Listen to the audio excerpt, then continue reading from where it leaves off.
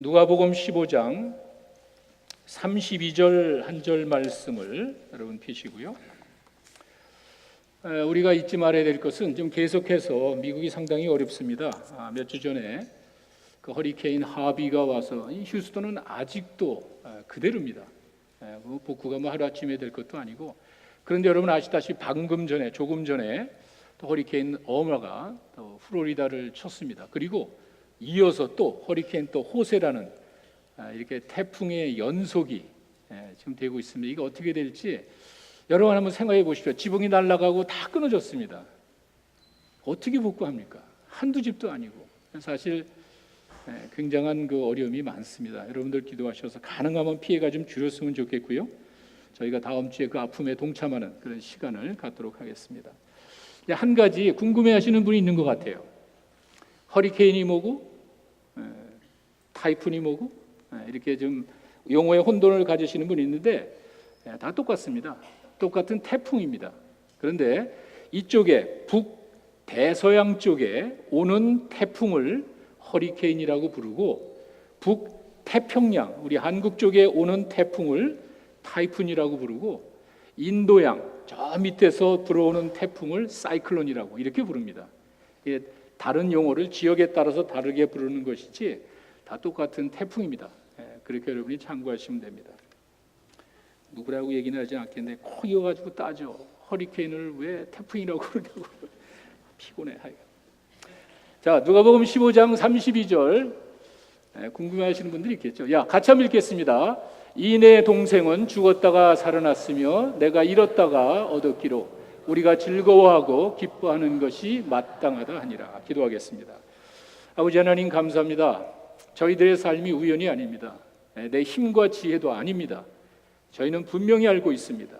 보이지 않지만 하나님의 인도하심으로 믿고 이렇게 하나님의 자녀들이 하나님께 찬양과 기도와 또 말씀으로 예배를 드립니다.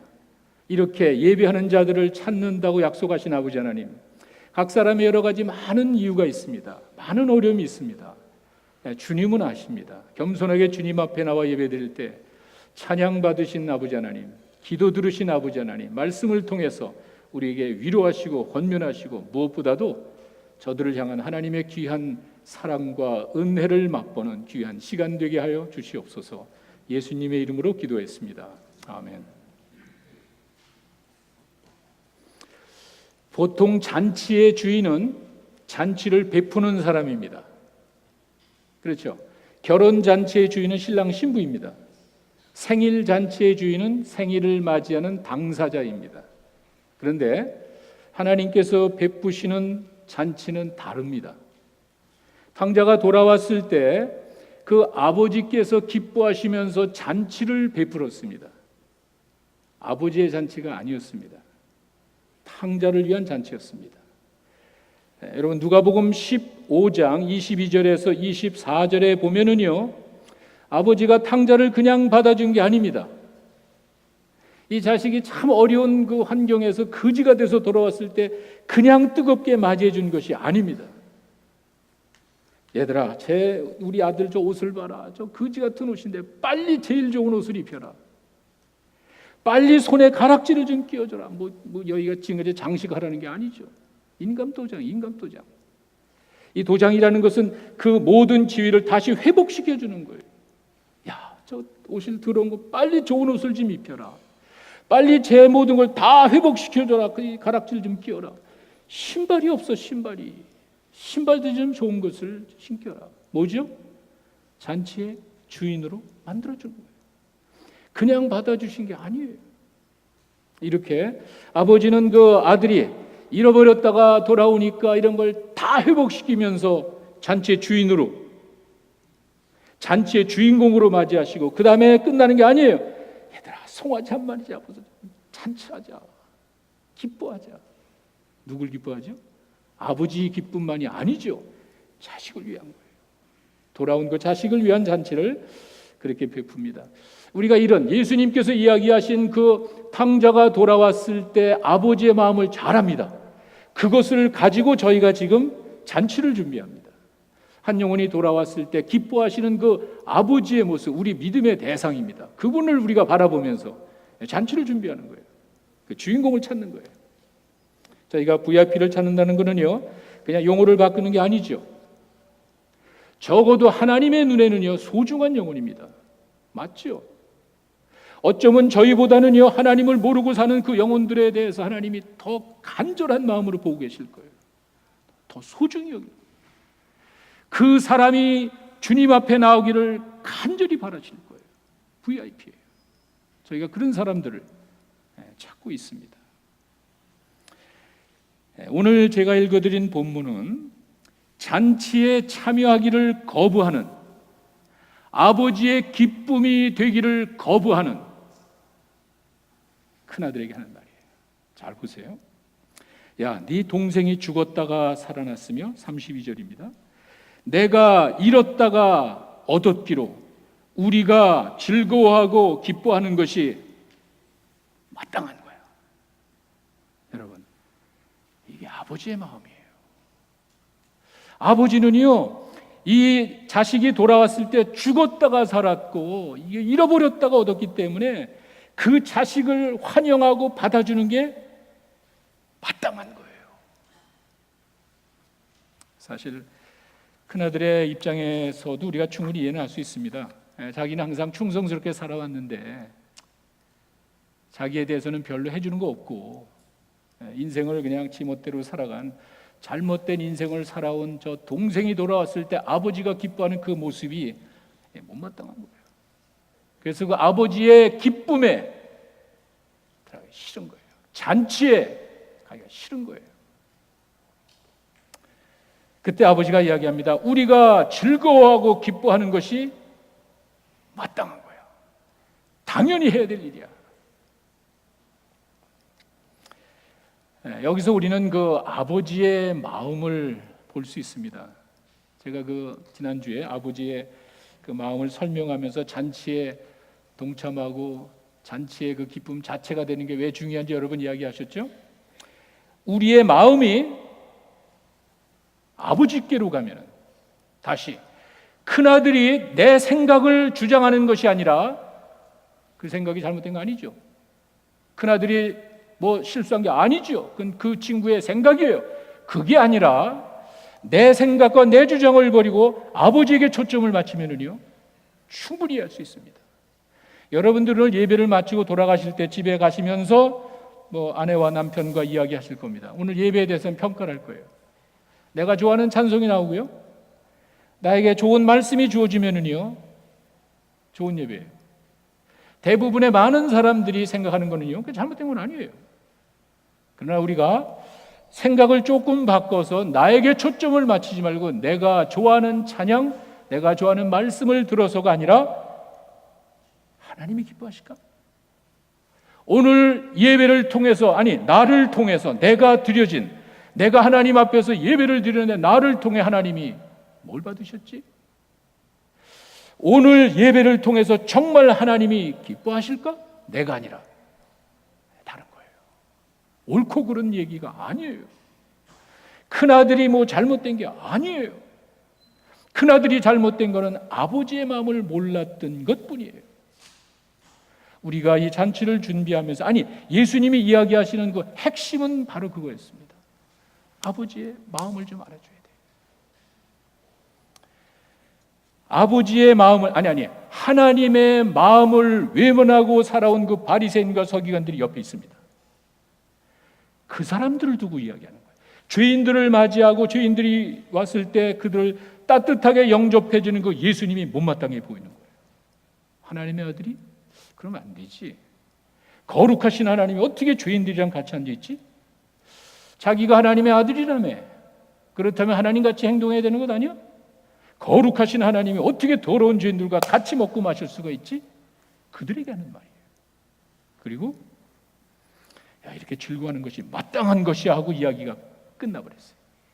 결과가 어떻게 되는지 모릅니다. 예수님이 그 이야기는 하지 않았습니다. 왜? 옆에서 듣고 있잖아요. 여러분 어떻게 하시겠어요? 내 중심으로 생각할 건지 아니면은 정말 아버지 마음을 헤아려서 아버지에게 초점을 맞출 것인지 it's up to you, your choice. 답을 안 주셨어요. 이야기를 이렇게 예수님은 마무리하십니다. 우리가 왜 아버지의 기쁨에 동참해야 되고 우리가 왜 아버지의 기쁨 자체가 되어야 되는지 예수님이 설명하시는 거예요. 하나님이 베푸시는 잔치는 하나님 자신을 위한 게 아닙니다. 자기의 기쁨을 위한 것이 아니었습니다. 잃어버린 영혼이 돌아왔을 때 그 탕자에게 다 회복시켜주면서 잔치하듯이 당사자는 바로 바깥에 있었습니다. 그 사람을 향한 잔치였습니다. 이것이 죄인을 향한 우리 하나님의 마음이래요. 이 당시 사람들이 생각했던 하나님과 이미지가 전혀 다른 하나님의 모습을 지금 이야기하고 계신 거예요. 여러분 어떻게 알고 계세요? 여러분이 가지고 계신 하나님의 이미지는 어떤 거예요? 저희가 이 VIP를 찾는다는 것은요, 잔치의 주인을 찾는 거예요. 하나님이 그렇게 애타게 찾으시는 그 주인공을 찾는 거예요. 적어도 하나님의 눈에는 소중한 영혼들입니다. 그냥 말로가 VIP가 아닙니다. 어쩌면 우리보다 그들을 더 많이 생각하실 거예요. 찾는 거예요. 그 하나님의 마음이 가 있고 하나님의 눈길이 가 있는 곳에 여러분이 가는 거예요. 그게 하나님의 기쁨입니다. 근데 여기서 한 가지 또 질문이, 하나님께서 왜 그렇게 그 죄인들에게 집착하실까? 잘못된 사람 아니에요. 죄인들이 잘못됐으면 정죄하고 심판받고 이래야 되는 것 아니에요. 근데 그 죄인들을 향해서 하나님이 그런 마음 가지시는 이유가 뭘까? 선하신 하나님 사랑해 뭐 이런 걸 떠나서 그럼 우리가 너무 다 잘하는 거니까 좀 더 구체적으로 그러면 하나님이 왜 그렇게 죄인들이 잔치의 주인이 되기를 원하시냐 이거예요. 우리가 그걸 이해하기 위해서 제가 여러분들에게 성경 하나 말해드리겠습니다. 마태복음 9장 36절과 38절에 가시면은요, 예수님이 사역을 시작하실 때 사람들의 가르치고 천국 복음을 전하시고 병자들을 고쳐주셨습니다. 그들을 바라보며 하시는 말씀입니다. 마태복음 9장 36에서 38절 우리 같이 한 목소리로 읽습니다. 무리를 보시고 불쌍히 여기시니 이는 그들이 목자 없는 양과 같이 고생하며 기진함이라.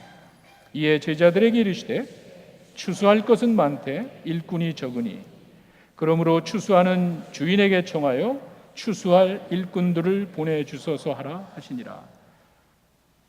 평범한 사람들을 보고 하시는 말씀이에요. 아니, 열심히 살아가는 보통 사람들을 두고 이야기하시는 거예요. 뭐라 그랬죠? 불쌍히 여겼대요. 굶어 죽는 사람들 아닙니다. 이들이 다 병들어가지고 누워있는 게 아닙니다. 이들이 다 먹을 것이 없어가지고 고통당하는 그 사람 보고 불쌍히 여긴 게 아니에요. 뭐죠? 예수님은 그들의 영혼을 불쌍히 보신 거예요. 세상을 바라보는 이런 주님의 마음, 이 관점이 이렇게 다릅니다. 다른 말로 하면은요, 예수님은 현재 나타나는 그 사실만 본 것이 아니에요. 지금 나타나는 건 다를 게 없습니다. 뭐 열심히 살아갑니다. 여기 뭐 병자들이 다 찾아오고 뭐 먹을 게 없어가지고 구걸하는 사람도 이야기하는 게 아니라 그랬죠. 그냥 사람들을 바라보시면서 얘기하는 게 그들을 불쌍히 여기시네. 뭐죠? 영혼을 보신 거예요. 미래를 보신 거예요. 우리는 그냥 현재 만족하며 살지만 예수님께서 바라보시는 것은 현재 눈에 있는 육적인 게 아니었어요. 영적으로 보셨어요. 미래를 보셨어요. 그리고는 그들을 불쌍히 여기십니다. 이게 우리와 다른 주님의 관점인 것 같아요. 그래서 그들이 돌아왔을 때 그렇게 기뻐하시는 이유가 있었더라고요. 그리고 좀 더 여러분들에게 이야기를 드린다면은, 예수님께서는 사람들을 바라보시면서 영혼을 불쌍히 여기셨고 미래를 불쌍히 여기셨고 죽음을 보신 것 같아요. 결국에는 그거 같아요. 여러분, 죽음은 피할 수 없는 것이지만 죽음을 준비하는 사람 별로 없습니다. 다시, 어느 누구에게도 예외가 없는 일이라면요 준비해야죠. 허리케인이 지금 엄청나게 몰려오고 있어가지고 지금 수백만 명을 다 대피시켰습니다. 왜? 당연히 피해를 보니까. 안 가는 사람 있잖아요. 그런 엄청난 태풍의 경고를 무시하고 전혀 준비하지 않은 사람이 있죠. 어떻게 되죠? 결국은 뻔한 거죠. 예수님은 그걸 보신 것 같아요. 그냥 사람들 겉에 나타나는 아름다운 옷을 입고 좋은 차를 타고 좋은 집에서 사는 게 아니라 영혼을 보신 것 같아요. 미래를 보신 것 같아요. 죽음을 보신 것 같아요. 피할 수 없는 그것이 준비되지 않은 그 모습을 예수님은 보신 것 같아요. 히브리서 9장 27절에 이렇게 돼 있죠. 한 번 죽는 것은 정해진 것이요 그 후에는 심판이 있다. 기독교만의 이야기는 아닙니다. 모든 종교가 다 압니다. 왜? 우리가 체험하니까. 어느 누구나 예외 없이 죽음을 맞이하기 때문에 한 번 죽는 것은 정해진, 다 알고 있습니다. 당연한 것이에요. 그리고 나름대로 죽음 후에 대해서 사람들이 다 이야기를 합니다. 근데 문제는요, 이렇게 피할 수 없이 누구나 당하는 일을 과연 얼마나 준비되어 있는지 예수님은 그것을 바라보시면서 야, 추수한 일꾼을 좀 보내달라 그래야 되겠다. 추수한 일꾼 다른 게 아니죠. 영적인 추수죠. 복음 증거할 사람들을 찾는 거예요. 그 사람들의 영혼을 생각하시고 미래를 생각하시고 그들이 당할 죽음을 눈앞에 두시면서 그걸 바라보시면서 복음 증거할 사람이 좀 필요해. 그렇게 이야기하시는 거예요. 이런 말이 있습니다. 이 땅에서의 삶은 수시로 떠나는 법을 배우고 실천하는 훈련의 장이다. 다시 말씀드립니다. 지금 우리가 인생은 수시로 떠나는 법을 배우고 실천하는 훈련의 장이랍니다. 그러면서 덧붙이기를 우리는 이 땅을 살아가면서 수많은 이별의 순간을 맞이하면서 영원한 이별을 준비하는 것이다. 맞는 것 같아요. 언젠가 우리에게 닥칠 그 피할 수 없는 영원한 이별을 지금 우리가 준비하고 있는 거예요. 맞는 것 같아요. 어느 누구나 피할 수 없는 그러한 일을 눈앞에 두고 있다는 이제 그런 말입니다. 이렇게 사람들은 죽음이 가장 현실적인 건데도 가장 비현실적으로 생각합니다. 죽음이 없는 것 같이 살아가고 있습니다. 그렇진 않잖아요. 그리고 세상 사람들은 죽음을 좀 멀리 하려고 합니다. 그냥 그 자체를 인정하지 않으려고 합니다. 그래서 이렇게 꽃으로 장식을 해놓습니다. 사람이 죽으면 거기다 꽃으로 화려하게 해놓습니다. 죽음과 좀 멀리, 죽음을 좀 치장해서 좀 보이지 않게 하려고. 그런 마음이들이 있단 말이에요. 이거는 죽음의 실체를 모르고 살게 하려는 사탄의 교묘한 전략인 것 같아요. 현재 만족하며 지금 살아가는 것이 최고의 선이고 그 이후 그거 어떻게 알아? 그런 것 같아요. 지금 현재가 인생을 살아가는 최고의 것이고 그 후에 어떻게 알아? 뭐 그것까지 생각해. 현재 만족하며 살게 하려는 사탄의 유혹인 것 같아요. 별로 심각하게 생각하지 않습니다. 피할 수 없는 거면은 당연히 준비해야 되는데 준비하지 않습니다. 가장 현실적인 건데 비현실적으로 생각하잖아요. 예수님 그거 보시는 거예요. 결국에는 그거 같아요. 그래서 사람들을 바라보시면서 불쌍히 여기셨습니다. 여기서 제가 하나의 사건이 생각이 납니다. 예수님이 죽음에 대해서 어떻게 하셨는가를 보여주는 참 분명한 사건이 있었습니다. 여러분 요한복음 11장에 가시면은요, 나사로가 병들었다는 얘기가 이제 예수님에게 전달이 됐습니다. 그런데 재미난 건 요한복음 11장 6절에 이틀을 더 머무셨어요. 여러분, 사람이 죽어서 지금 위급한 상황에 도움을 청했는데 예수님이 그때 하시던 일이 있었다고 성경에 없습니다. 그때 예수님이 뭘 하려고 뭐 준비하는 것이 없습니다. 사람이 죽어간다는 그 이야기를 듣고는 그냥 예수님이 이틀을 더 머무셨어요. 이건 다른 말로 하면은요, 얼마든지 빨리 가실 수 있지만 의도적으로 안 가신 거예요. 전 그렇게 봐요.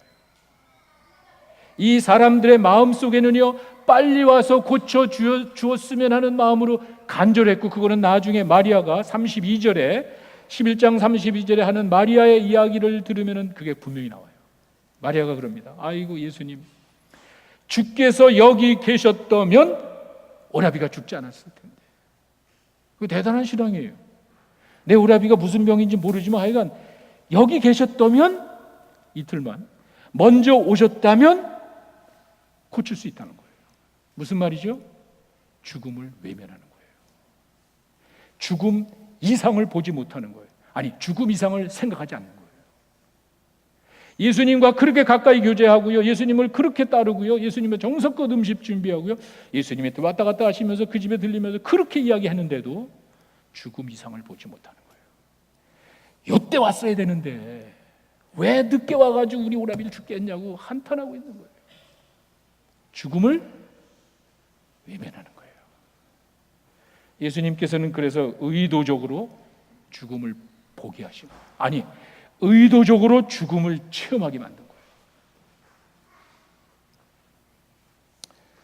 왜 빨리 오시지 않고 늦게 오셔서 더 이상 우리에게 소망이 없는 상태로 만드셨습니까? 원망하는 거예요.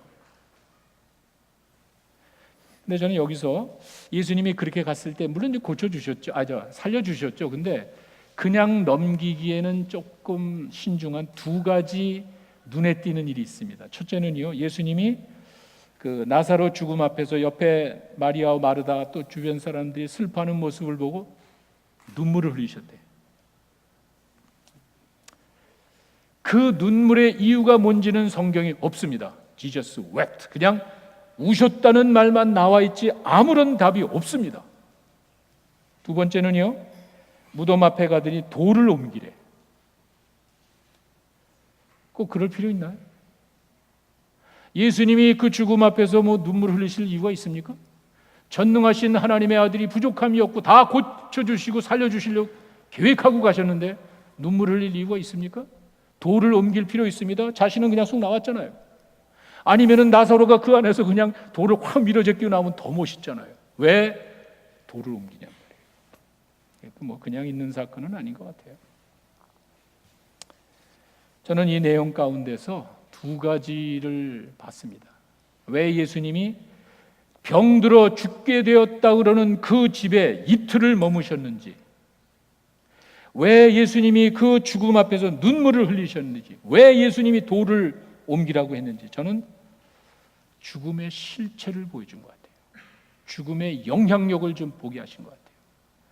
그 죽음 앞에서 슬퍼하는 그 연약한 인간의 모습을 보고 같이 눈물을 흘려주는 거예요.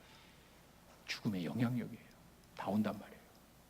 그 재미난 거는 요한복음 11장 3절에 주님의 사랑하는 자랍니다. 예수님이 사랑하는 자이지만 이런 일이 있잖아요. 병들어 죽게 될 수도 있고요, 내가 원하는 날짜에 일이 이루어지지 않을 수도 있잖아요. 예수님을 사랑하고 예수님이 사랑하시는 그 가정에 이런 일이 있습니다. 죽음의 영향력이에요. 현실적이에요. 피할 수 없는 거예요. 체험하게 만듭니다. 돌을 옮기면은요, 여러분 아시잖아요. 돌을 사흘 나흘이나 돼 가서 이 시체가 썩은 냄새가 납니다. 그 중동의 그 무더운 날씨에 시체가, 그 사람들은 보통 하루에 다 치워버리거든요. 네, 그 냄새 나니까 다른 적이 없으니까 지금같이 이런 게 없거든요. 자, 나흘이나 돼 가지고 며칠 지난 그 썩은 송장 냄새 나는데 그걸 왜 열게 하냔 말이에요. 죽음의 실체예요. 우리가 죽음을 외면하려고 했을 때 절대로 이게 그냥 갈 게 아니야. 그 죽음의 영향력과 죽음의 실체를 보게 하는 거예요. 끔찍하잖아요. 비참하잖아요. 흉측하잖아요. 아무런 소망이 없잖아요. 그럼 어떡하죠? 여러분 생각해 보세요. 흉측하고 끔찍하고 소망이 없으면 어떡하죠? 주님을 보게 된단 말이에요. 여러분, 그때 와가지고 죽을 병에 걸렸는지 뭔 병에 걸렸는지 모르지만 그 얘기를 듣고 이틀 전에 그냥 후닥닥 와가지고 살려준 거와 죽고 난 다음에 흉측하고 냄새나고 끔찍한 모습을 보고 나서 살려준 거랑 어떤 게 좋습니까? 주님에게는 아무 문제 없잖아요. 그거예요. 우리가 그렇게 사탄의 어떠한 전략과 속임수에 빠져서 이 세상이 그런 거지 그냥 그러고 살고 가는 거야. 아니죠. 절대로 이 세상을 이렇게 살다가 가는 게 아니죠. 알고 있잖아요. 답을 몰라서 그런 거지. 죽음은 이것으로 끝나는 게 아니라는 게 우리가 알잖아요. 왜? 하나님이 그렇게 만들었는데. 하나님이 우리 인간에게만 하나님의 영으로 영원히 살 수 있도록 만들었는데 어떻게 개나 돼지같이 그걸 끝났냔 말이에요. 그게 아니죠. 여러분이 알잖아요.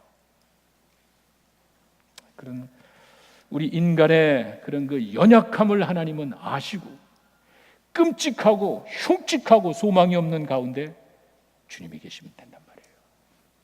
예수님이 나중에 그런 이야기 하셨습니다. 요한복음 16장 33절에 가시면은요, 너희가 세상에서 환난을 당하지만 환난이 있습니다. 하나님의 사랑을 받고 하나님을 사랑하는 자에게도 환난이 있습니다. 근데 뭐라 그러죠? 담대하라. 왜? 내가 세상을 이겼노라. 이걸 보게 하는 거예요. 죽음이 두려워가지고 근처에 가지 못하게 하고 감춰놓으려고 치장하려고 하는 것이 아니라 괜찮아, 브레이크 뚜루 해가지고 그 죽음을 통해서 그 죽음 가운데도 주님이 함께 계실 때 해결되잖아요. 문제가 해결되잖아요. 그 죽음 가운데서 주님이 해결해 주시는 것이 있잖아요. 그거 보게 하는 거예요. 우리가 그런 어려운 상황에 있을 때, 그런 끔찍한 상황에 있을 때 주님을 보게 되는 거예요. 주님께서 43절에 보니까 큰 소리로 나사로야 나와라. 그 앞에서 뭐 중얼중얼 주문 외우는 게 아니에요. 무슨 뭐 기술로 하는 게 아니에요. 확실하게 해요. 내가 한마디 하면은요 죽은 자도 살아난다고. 그냥 큰 소리야. 나사로야 나와라. 나사로 나오잖아요. 어떤 주석가는 거기다 재밌게 썼어요. 만약에 나사로란 말을 했기당 망정이지 나사로란 말하고 나와라 그러면 다른 시체도 다 걸어놨을 거래. 그래서 왜? 이름을 안 불렀잖아. 거기까지 우리가 생각을 해야 돼요. 사실은 죽음이 두려워서 피할 게 아니라 괜찮아요. 그 죽음 가운데 주님이 함께 계실 때 여러분들은 죽음을 극복하고 그 가운데서 주님의 은혜를 체험하게 될 줄로 믿습니다. 거기까지 보게 하는 것 같아요. 그래서 죽음의 영향력과 죽음의 실체 가운데서 돌아오게 하는 거예요. 그리고 그 가운데서 돌아오는 그 영혼들을 봤을 때 너무 좋은 거예요. 그 하나님의 기쁨이, 하나님의 마음이 바로 거기에 나타납니다. 자, 이렇게 세상을 바라보는 우리 주님의 관점이 다릅니다. 여러분이 주변에 있는 사람들, 아니 내 자녀와 내 가족과 내 친구와 주변에 보는 사람들 어떻게 보세요? 영혼을 보십니까? 겉으로 잘 살고 편안한 것 그냥 그걸로 만족하십니까? 아니 내 자녀가 만족하고 사는 거 그냥 보십니까? 아니면 그 영혼을 보십니까? 미래를 생각해 보셨어요? 언젠가 원치 않는 그런 이 끔찍한 일이 닥쳤을 때 우리 자녀, 내 사랑하는 자 어떻게 될 건가 생각해 보셨어요? 더 중요한 건 재앙은 안 올 수도 있지만 죽음은 피할 수 없잖아요. 어떻게 하시겠어요? 이것이 우리 주님께서 세상을 바라보시는 관점이었습니다. 그래서 집착하는 거예요. 거기까지 보지 않는다면요 현재가 좋죠. 이렇게 살기 좋은 환경에서 편하게 살고 가면 되는 거죠. 그 이상은 어떻게 하죠? 여러분이 알고 있잖아요. 그것까지도 주님께서는 바라보시면서 그 영혼, 육체가 아닙니다. 영혼을 바라보시고 미래를 바라보시고 죽음을 보신 것 같아요. 그런데 그 영혼이 돌아오니까 예수 믿겠다고 그러고 구원 하나님의 자녀가 되겠다고 돌아오니까 기쁜 거예요. 이게 죄인을 향한, 죄인이란 당자의 이야기 가운데 제가 그 말씀드렸죠. 죄인이라는 단어가 없어요. 그 탕자에 대해서 내가 죽었다가 살았고 잃어버렸다가 찾았다 그랬지. 죽일 놈이라는, 우리는 그런 말 쓰잖아요. 여러분 그 죄인이라는 단어 자체도 중요합니다. 죄인은 당연히 정죄받고 심판받아야 될 대상을 지칭하는 단어예요. 죄인 정죄받아야 되는 거예요. 하나님은 그렇게 안 부르잖아요. 잃어버렸대. 뭐죠? 찾아야 될 대상으로 보는 거예요. 관점이 다르잖아요. 우리 세상을 바라볼 때 내 가슴에 하여튼 인간적 표현하기 그렇지만 그 사람들을 바라보는 현재 모습만 바라보는 것이 아니라 영혼을 보는 거예요. 그런 사람이 있잖아요. 괜히 이유 없이 미워하고 시기하고 질투하고 현재에 만족하지 못하며 그냥 현재 것 가지고도 그냥 있잖아요. 그 사람의 영혼을 바라보고 그 사람의 미래를 바라보고 그 사람의 죽음을 바라봤을 때 어떻게 하냔 말이에요. 그래서 그 한 영혼이 돌아왔을 때 하나님께서는 기뻐서 그렇게 어쩔 줄 몰라 하시고 잔치까지 베풀어, 그리고 잔치의 주인으로 만들어주는 거예요. 옷을 입히고 가락지를 끼고 신발을 신기고 잔치에 들어오게 하는 거예요. 주인공이에요. 여러분이라고, 나라고. 세상을 바라보는 우리들의 시각이 그렇게 중요합니다. 우리의 마음이 어디에 있는지가 그렇게 중요합니다. 결국에는 마음의 문제인 것 같아요. 근데 그 마음을 누가 쥐고 있느냐, 한번 여러분 생각해 보세요. 제가 여러분 그냥 말씀드린 게 아닙니다. 그냥 사람들은요 거기에 대해서 별로 신경 안 씁니다. 미래 그거 어떻게 알아? 죽음 뭐 어떻게 알아? 그때 나쁜 무슨 말로 죽어봐야 알지? 여러분 그렇게 넘어가시겠습니까? 여러분 나의 이 소중한 영혼을 그냥 그렇게 하시겠습니까? 결국에는 마음의 문제예요. 우리의 그런 마음을 하나님께 내드리고 하나님의 관점에서 세상을 바라본다면 조금 다를 것 같아요. 내 자녀를 바라보는 눈이 달라질 것 같아요. 내 사랑하는 사람들을 바라보는 눈이 달라질 것 같아요. 우리가 세상을 바라봤을 때 그 주님의 마음으로 나를 주장하소서. 저희가 주님 마음 내게 주소서 많습니다. 주님이 우리에게 보여주신 마음이 많습니다. 근데 오늘은요 하나, 잃어버린 영혼들을 향한 그 주님의 마음, 아니 한 영혼이 돌아왔을 때 기뻐하는 그 마음 우리 없죠. 당연히 없죠. 모르겠어요. 여러분 선하신 분이 그렇게 할지 모르지만 저는 솔직히 얘기해서 정말 그렇게 주님이 보여준 간절한 마음이 없죠. 그래서 기도하는 거예요. 하나님 나에게 그런 마음이 없습니다. 정말 그 안타까운 그런 마음이 없습니다. 그렇다고 해서 소리하는 게 아니에요. 그래서 기도하는 거예요. 자녀로서 살아가면서 여러분이 부모들을 기쁘게 해드릴 많습니다. 좀 훌륭한 자녀들이 많습니다. 지위도 높고 돈도 많이 벌고 아주 착하고 성실한 자녀가 많습니다. 말을 안 들어. 한번 생각해 보세요. 그 자녀가 아무리 지위가 높고 사람들에게 칭찬과 존경을 받고 권력이 있고 돈이 많고 부족함이 없어, 이놈이 나를 무시한단 말이에요. 그 부모에게 그 자식이 무슨 의미가 있냔 말이에요. 가장 기본적으로 우리가 가져야 되는 기본적인 자세는요, 자녀가 부모를 듣는 거예요. 자녀가 부모의 말에 귀를 기울이는 거예요. 자녀가 또 한 걸음 더 나가면은요, 부모의 마음을 좀 기쁘게 할 거예요. 그거밖에 없어요. 우리 신앙인의 모습도 저는 다를 바가 없다고 봅니다. 아버지 본받을 게 많이 있고 어머니 본받아야 될 게 많이 있겠지만 우리가 가져야 될 가장 기본적인 자세는 부모를 존중하고 부모의 마음을 기쁘게 해드린다는 가장 기본적인 의식이 없으면은 다른 게 무슨 의미가 있냐 말이에요. 이놈이 날 무시해. 큰 소리나 삑삑 치고요, 내가 이야기를 거들떠보지도 않고요, 무시하고요, 이놈이 날 쳐다보지도 않는단 말이에요. 여러분 마음이 어떻겠어요? 신앙의 모습에 그런 것들이 얼마나 많냔 말이에요. 주님 마음 내게 주소서.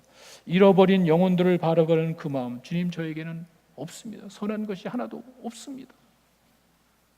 그렇게 고백하면서 정말 진심으로 구하면은 여러분의 그런 마음도 하나님 바꿔주실 줄로 믿습니다.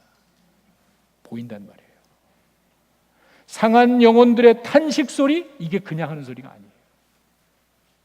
그냥 눈에 보이는 현재 주어진 내 삶에 만족하며 사는 것 같지만 그게 아니란 말이에요. 탄식하는 소리가 있단 말이에요. 끙끙 앓는 소리가 있단 말이에요. 아이들이 그냥 잠자는 것 같지만 이놈들이 아팠을 때 소리가 들리잖아요. 애가 끙끙 앓는 소리가 나잖아요. 엄마는 그 얘기를 듣고 그냥 쫓아간단 말이에요. 곳곳마다 그 상한 영혼들이 부르는 그 탄식 소리가 들린단 말이에요. 그래서 기도하는 거예요. 기도가 뭐 세상을 바뀌고 기도가 뭐 내 욕심을 이루는 수단이 아니라 그랬죠. 그건 아주 얕은 수준의 생각입니다. 그렇게 해야만 하나님이 주시는 것도 아니에요. 그러나 우리가 기도는요, 하나님 앞에서 내 자신의 모습을 보여주는 거예요. 내가 하나님을 이렇게 의지합니다. 기도예요. 하나님을 의지하는 신앙의 표현이 기도예요. 어떤 면에서? 하나님, 내 마음속에 정말 주님 마음이 없습니다. 잃어버린 영은 모르겠습니다. 현실이잖아요. 정말 그들을 불쌍히 여기고 이거 사실 내 그렇게 갈급함이 없습니다. 어떤 분은 막 눈물을 흘리면서 기도한다면 그런 게 없습니다. 고백하세요. 나의 그 진실한 그 고백을 하나님이 들으시면은요, 들린단 말이에요. 하나님의 음성이 들린단 말이에요. 보인단 말이에요. 탄식 소리가 들린단 말이에요. 하나님께서 여러분들의 그런 기도를 들으시고 여러분들의 마음의 소원을 분명히 이루어 주실 줄로 믿습니다. 그거 하기 위해서 제가 준비하고 있습니다. 하나님의 기쁨이 되고 하나님의 기쁨에 동참하기 위해서 저희가 준비하고 있습니다. 사랑하는 성도 여러분, 우리에게 주어진 인생은 제한되어 있습니다. 영혼을 생각하십시오. 여러분, 미래가 준비됐습니까? 내가 죽음 앞에 내 모습이 어떤지 한번 점검해 보십시오. 우리 잠깐 기도하는 시간을 갖도록 하겠습니다. 말씀을 그냥 듣고 넘어갈 것이 아니라 우리가 자주 이런 시간을 갖지 않지만 이 시간에는 정말 여러분들에게 제가 꼭 부탁을 드립니다. 여러분들의 영혼을 놓고 한번 생각해 보십시오. 아니, 하나님이 지금 여러분의 영혼을 바라본다면 하나님이 어떻게 하실까? 여러분의 미래를 놓고 한번 생각해 보십시오. 죽음 앞에 서 있는 내 모습을 여러분 한번 생각해 보십시오. 준비됐습니까?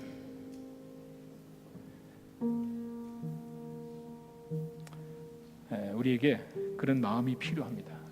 주님의 마음이 필요합니다. 한 영혼을 불쌍히 여기고 잃어버린 영혼들을 바라보는 그 주님의 마음이 우리에게 필요합니다.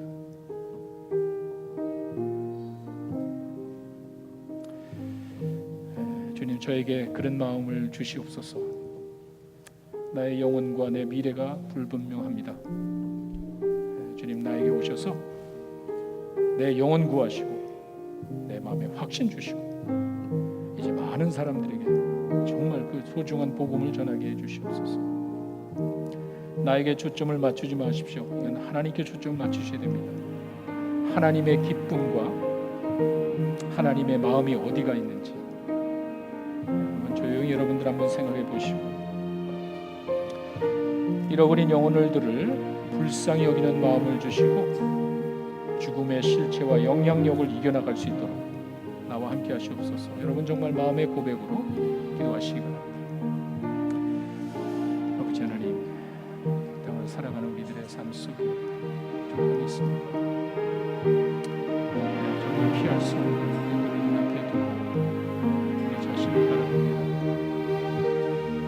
아버지 하나님, 지금 우리에게 말씀하시고 우리에게 말씀하시고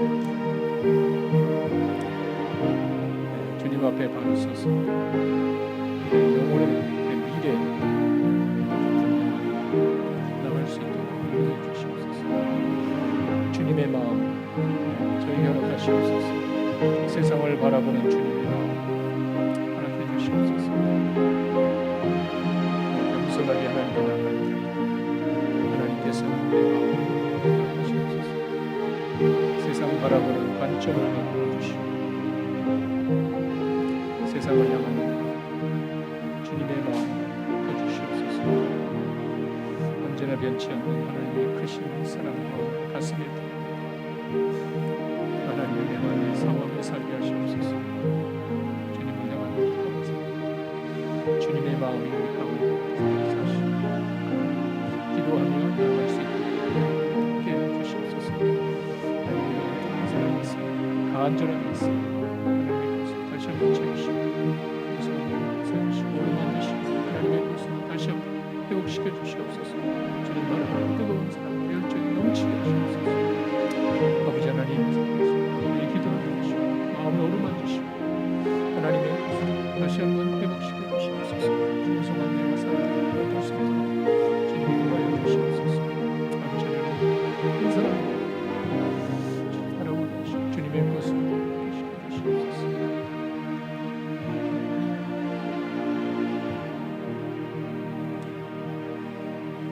아버지 하나님, 부패한 저희들의 마음을 고백합니다.